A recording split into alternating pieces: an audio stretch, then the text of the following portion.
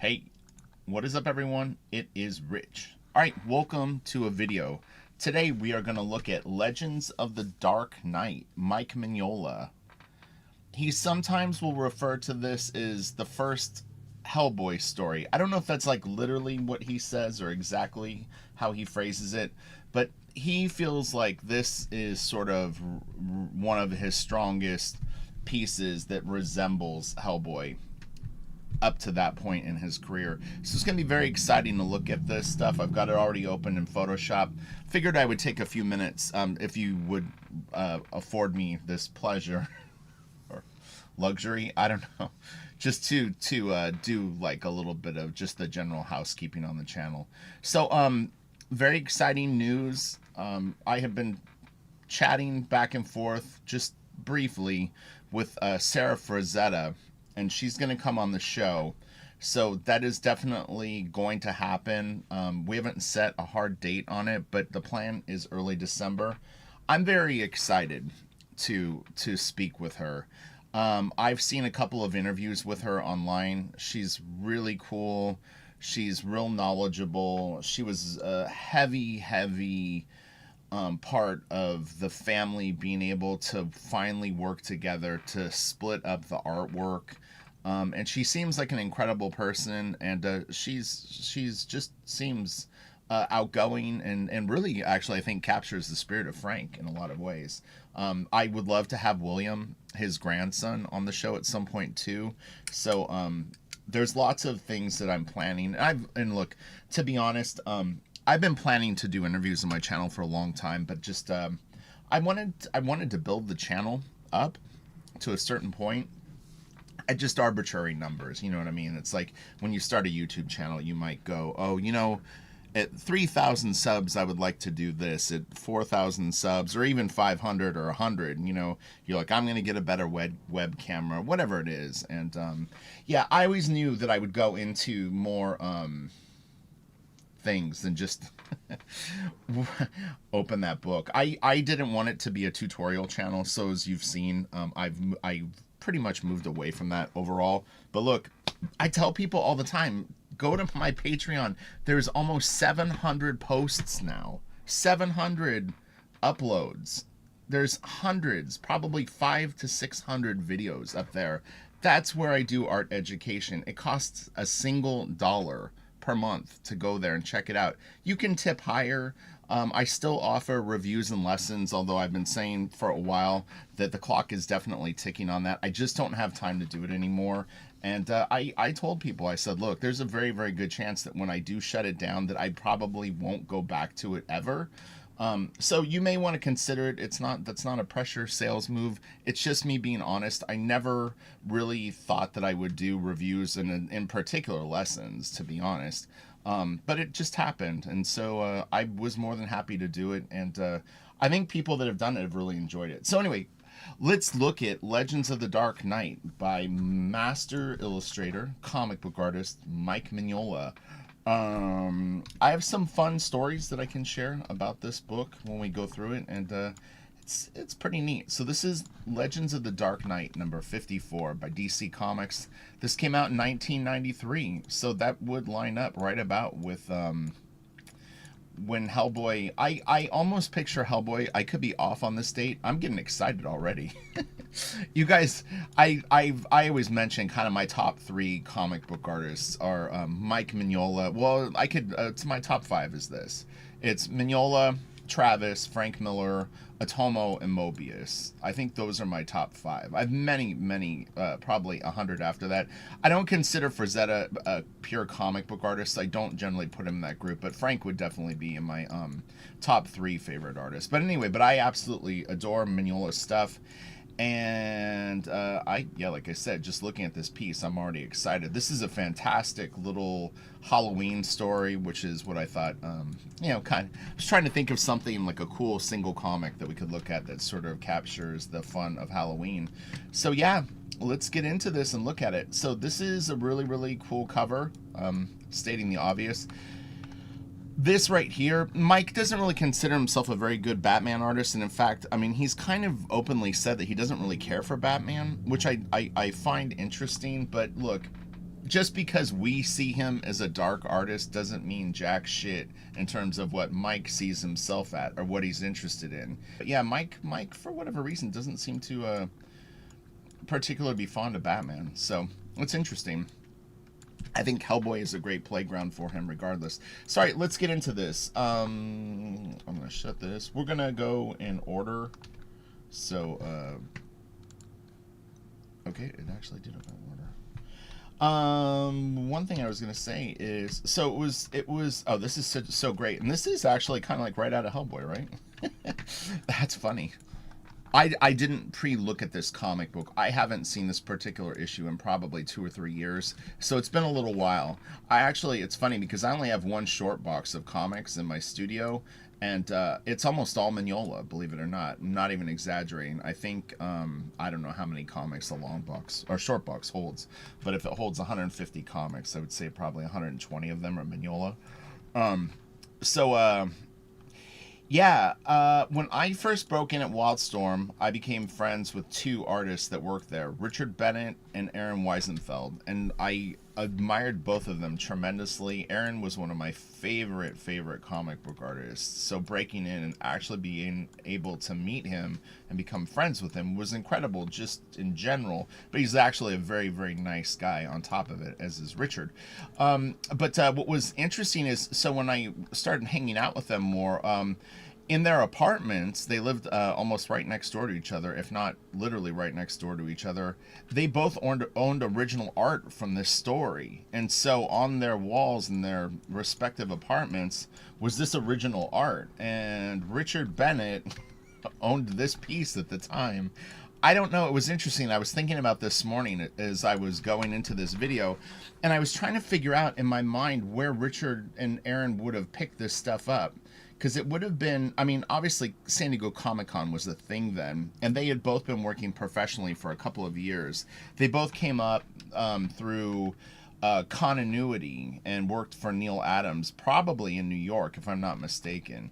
Aaron Weisenfeld went to an art school out there called Cooper Union, I believe, and somehow ended up working at Continuity. He did do an X-Men annual, as did, I think, Richard at that time, and then they did a little bit of stuff for Continuity, which escapes me at the moment. I do have actually the comics, but yeah, so Richard had this in his office, and he definitely had at least 1 or 2 other pages, and Aaron, if I'm not mistaken, had some too. So they must have bought it at like Comic-Con, I would guess, in 90. Well, okay, I met them in 95, so this came out in 93, so they probably bought it between then. But pretty cool. I always kind of wonder in the back of my mind if they still own the pieces.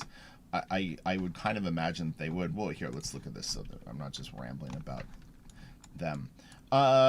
Again, fantastic. Really does look very similar to Hellboy, Seed of Destruction art.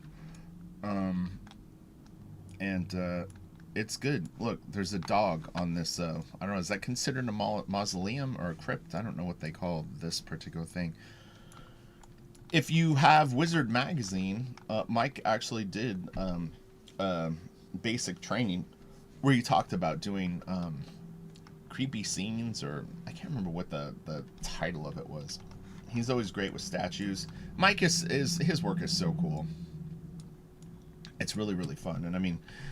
It is difficult to do this style of art, especially so simple, and really not have it look like Mike. It's always fascinating how one artist can really kind of corner a thing.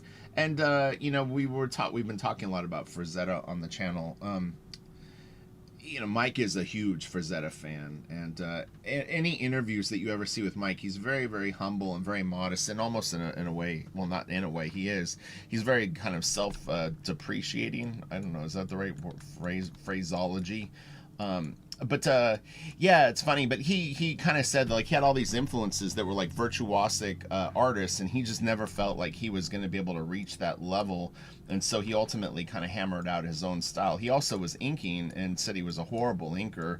So, you know, he has a funny and very relatable story of how he came up. in comics, and there's a charm to him telling those stories because it really does encourage you. If you're ever feeling a little unsure of your skills, watch a nice long interview with Mike on YouTube. There's 5 or 6 at least. He's really honest about it, and he's got the success now, so it's really great that he can talk about it. I mean, this is an unusual face. You could see that I mean, it's fine, but maybe he was struggling a bit with it. Would be interesting to see this work through Mike's eyes today, how cringy it would be for him and what he would actually like and what would be like really difficult for him to look at. This has a little bit of the well, I wouldn't say it was the first comic thing that I got from Mike, but one of the first was the Topps Bram Stoker's Dracula adaptation that he had done. In fact, I still have a couple of extra copies that are still in the poly bag, if the poly bag held up all these years. And I really liked it. It's a little more photo referencey. I mean, it definitely looks like he had access to stills from the movie or a videotape of the movie or something like that, which is understandable. He was doing the film adaptation, but yeah, this looks a little more like Mike just drawing the way that he would draw. It's really cool, man.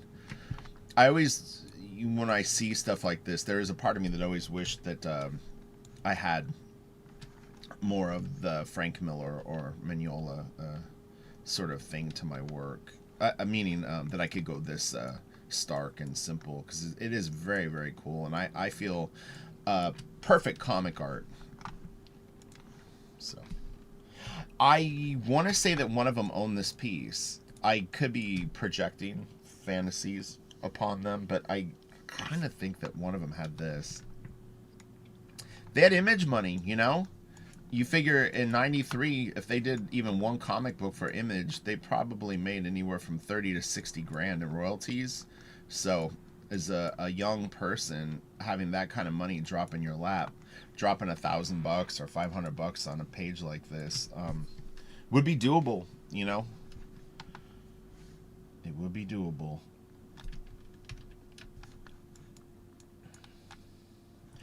Also, a little plug for the channel. Next week, Eric Canetti and I are going to go over a Mobius comic. Or I guess I would call it like an art book. It's called 40 Days. Eric had blown up big black and white photocopies that he made posters of at Wildstorm, and so my introduction to the book was that, and I thought it would be fun to just do, not a super long video, but have he and I go through that book, and I wanted to get his thoughts on it. Honestly, I'm more interested in what he has to say. So it'll be fun, but yeah, we're going to do that next week, probably in the evening. It will be live, so I'll let people know, but yeah, we're going to sit down and we're going to go through it, and I'm going to pick his brain and see what he sees in the master Mobius. Should be fun. I think that's going to be kind of a theme for the channel. Is what I want to do is the people that I have on, I want to have them on twice. I want to have them on once, and I want to have them analyze their work with me, and then I want to have them on a second time where either they pick a book or we look at a book as fans and I get their thoughts on a comic book. I thought that would be neat. Always do a follow-up with the people and give them an opportunity to be a guest and have some fun where they're not in the hot seat. I'm gonna reach out to Louis LaRosa. In fact, he's on my short list. I don't know if I kind of think that he might watch some of my videos. Louis, if you do, I'll shoot you a note, and I would absolutely love to have you come on. And we could go through your work and talk about it and the challenges that you faced learning and all that stuff, and then we could sit down and look at something you would enjoy. It would be really neat. But he's like on my top 5 short list. This is all really cool. The part in her hair is quite wide. These dolls are creepy.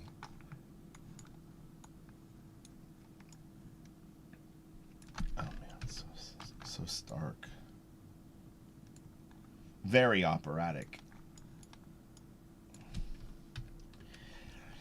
There's so many hidden gems in Mike's what do you call them? bibliography. I'm trying to think of what you call it. Whatever, like his body of work. There's a Hellraiser short story that he did that's fantastic. It's definitely off the beaten track, I think, for most people, but I would definitely, if you're a big Mignola fan, seek that out because it's excellent. Um, Fafhrd and the Grey Mouser is a little bit easier to find, and those are great. There's 4 of those. Iron Wolf is really really killer. There's a bunch, but those are a few short lists. He did a bunch of covers for Dylan Dog that are kind of interesting. His covers for was it Marvel Comics Presents, I think. Those are really good. I have all those. It's nice. I feel like the color is off there. Maybe that is his top teeth, like he's gritting his teeth. It almost feels like it's the inside of his mouth. Would make more sense. I like the fist. Fist of Rage. This is cool.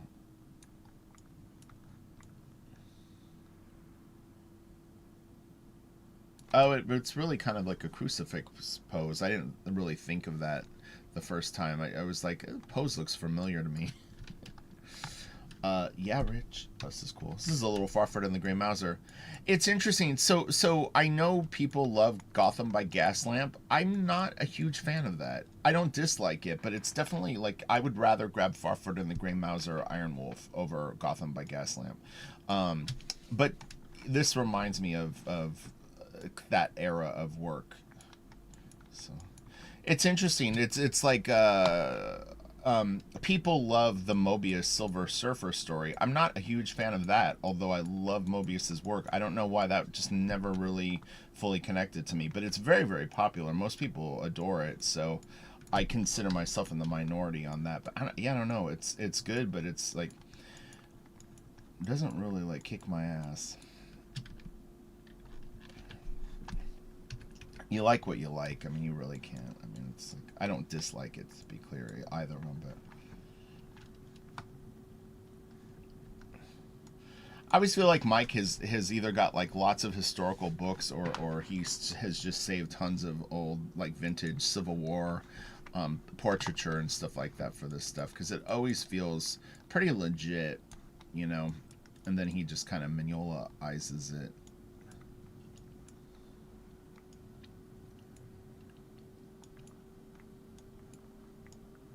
This almost looks like the Abe Sapien intro.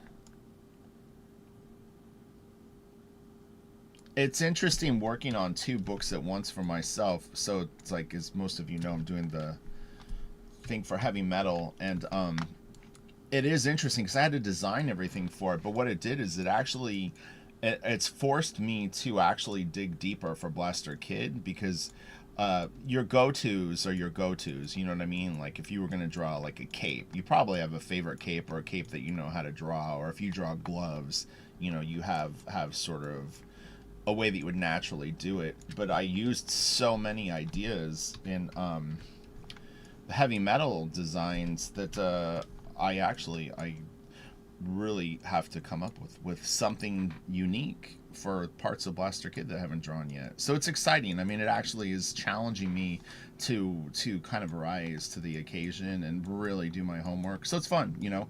I actually like the challenge. This is a great little sequence. I like the way that they're always sort of inset panels. Yeah, it's really cool. This guy is very creepy. I almost didn't get to do this video today. The last 5 days we've had construction in my house. We had plumbing and some other stuff going on. And it was like 5 days of hammering and drilling and welding. Oh my god, it was nuts. They're finished now, hopefully. But yeah, I wasn't even able to do Patreon videos the last 3 days because of it. But I'm going to do one tomorrow, a long one, to make up for it. So if you're a Patreon peep, tomorrow you're going to get a triple-length video so that we end the month on a high note. I'm going to leave you guys a little note today to let you know what's going on. But, yeah, what I'm going to try to do is I want to up my YouTube video posts for a little bit. you know, Kelsey and I do the Wednesday thing, and then I always do Super Fun Sunday. I might try to get back to the Storyteller Spotlight on Saturday, and then maybe squeeze in something more somewhere between Monday, Tuesday, Thursday, Friday. Something short though, like a little hit. The live show definitely, you know, it eats up a lot of that day, and it's also just a little bit mentally draining. It is difficult to do a 2 or 3 hour video and then just hop right into work. Although I do it, but you know, you feel like you've worked your brain pretty good. This guy's cool. I actually like the coloring on this book. It's interesting. I prefer Wake the Devil's colors a little bit over Seed of Destruction, but this has got a little bit more of a Wake the Devil. I mean, a Seed of Destruction style. But I think it's just yeah, this is very, very cool. I like this a lot. Sometimes the blue in Seed of Destruction is a little too blue for me. It's just not a color of blue I like. It sounds weird, but it's in the book a lot. And it's like I don't know if you call it royal blue, but it's a very blue, like the Royals baseball team blue.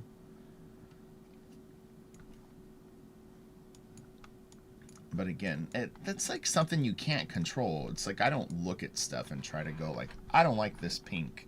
The pink I would use would be a different pink. It just is like, you know, when you start to like, because you have to get more critical of what you enjoy so that you can put it into your work. It's not so much about other people's work as your work. I would prefer this skin color to this skin color, just as an example. This to me looks a little better for this style.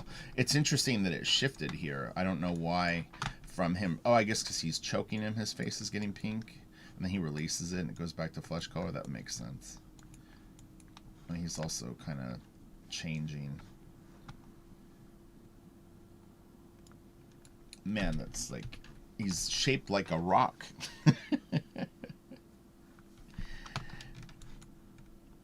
It's funny too, because you know, I talk about with Batman the cape decision that you have to make. What sort of cape are you going to give Batman? And you know, you can go for something that's pretty like usable. You know, can have lots of the sort of tapered ends. Some people do it as more of a cape that can actually shift sizes, you know, where sometimes it's huge, sometimes it's not so huge. I've mentioned my kind of idea for Batman, or the rule book that I would, is that he's almost like whatever you want him to be.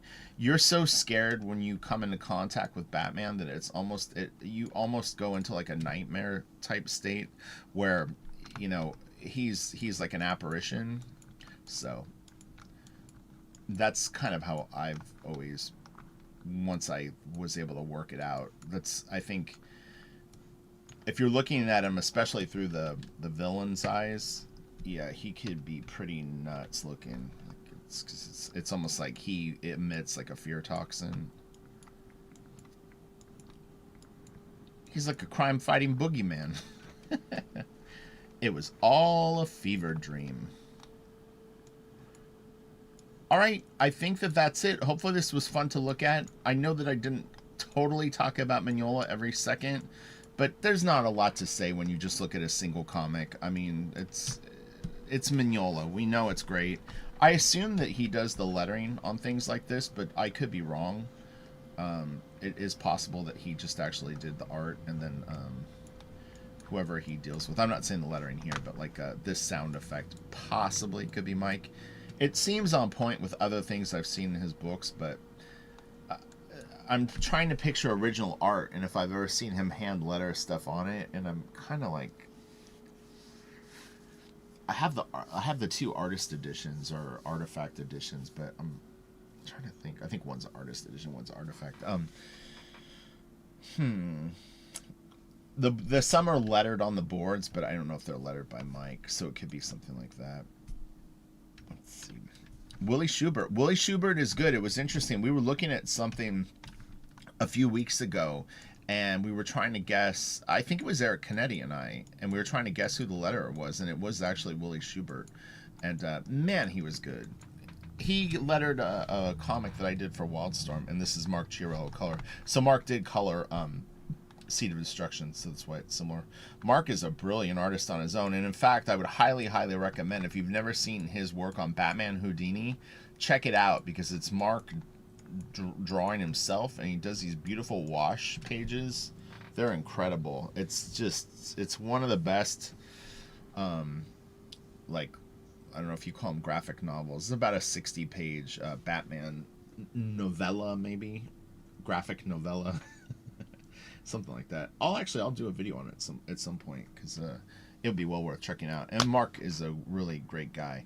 So, all right, have a great day. Happy Halloween, everyone. Be safe. And what is today? Today's Friday. I'll be back Sunday with Super Fun Sunday. And then again, look forward to next week. Kelsey and I are going to do Jeffrey Catherine Jones. And Eric Canetti and I are going to do Mobius together. So you've got a couple of fun videos to look forward to. All right. I love you all. Take it easy. Have a great day. And bye. Hey, what is up? I'm back. Holy crap. There was 2 pages that we didn't get to see. So I'm going to have to edit this video. But you know what? It's Mignola. I don't care. The 2 pages are really, really good. It felt like it was weird. It was like I think we're missing something. All right. So anyway, he's just fine. He's dying, but yeah, that's fine. This is pretty cool. He's got that weird green zombie skin going on right now. This is a beautiful little shot. I love the broken glass here. It's fantastic. Little Egyptian statue going on. Sphinxy. Oh, it's huge. I didn't even see Batman there for a sec. And that is so creepy.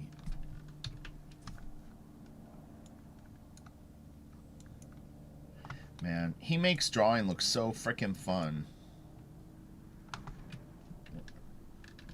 This was the page. Bam! Look at that. You know exactly what you're in for. And this is kind of what I'm talking about. You see Batman, the whole world shifts. You're so scared because you've heard all the legends of the Dark Knight.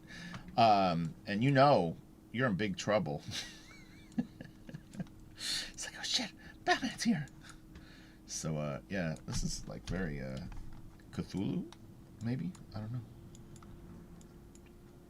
Those names that you can't pronounce in the comic books. I like how he lights the chest here. This is all really cool. Pointing fingers. Man, Mike is good. Classic rocks. Nice and chunky. Shadowy plains. This is interesting. Let me grab the paint bucket. I'm almost surprised that Chiarello didn't do these rocks gray. I don't know why. It doesn't matter either way, but there was a part of me that would almost, like, I would have been tempted if I was him to do it, because it's so few planes that have you know, so few chunks of rock that you're throwing on. It's not like there's a ton where it could really start to mess with the composition. I think that actually works pretty good, and these could stay red. What do y'all think? Let's see. Let me zoom in a little bit. But what happened?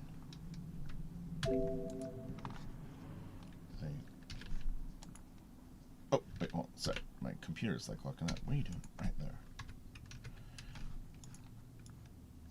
And then... And it could be one of those things where maybe the separator or something missed it. Who knows? Who knows? All right, and then we saw this page. All right, have a great day. Now I love you. And I want you all to be safe and happy. All right, have a fun Halloween, and I will see you on Sunday, November 1st. I don't even know. Is there something that we do in November? I guess people don't shave, right?